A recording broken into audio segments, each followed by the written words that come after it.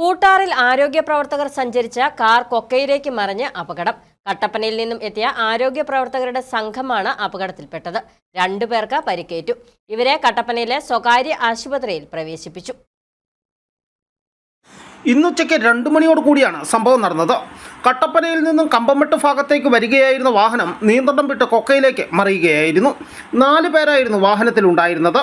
ഒരാളുടെ മുഖത്തിനും മറ്റൊരാളുടെ കൈകൾക്കുമാണ് പരിക്കേറ്റത്. നാട്ടുകാരുടെ നേതൃത്വത്തിൽ ഉടൻ തന്നെ ഇവരെ കാറിന് പുറത്ത് എത്തിക്കുകയായിരുന്നു.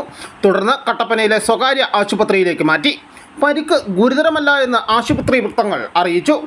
മേഖലയിൽ തുടർച്ചയായി അപകടങ്ങൾ പതിവാണെന്ന് നാട്ടുകാർ പറയുന്നു. ആവശ്യത്തിന് ക്രാഷ് ബാരിയറുകളോ മറ്റ് സുരക്ഷാ സംവിധാനങ്ങളോ ഇവിടെ ഒരുക്കുവാൻ അധികൃതർ തയ്യാറായിട്ടില്ല. പൊതുമരാമത്ത് വകുപ്പ് അധികൃതർ അടിയന്തര നടപടി സ്വീകരിക്കണമെന്ന് നാട്ടുകാർ ആവശ്യപ്പെട്ടു. News bureau, Udumbanchola.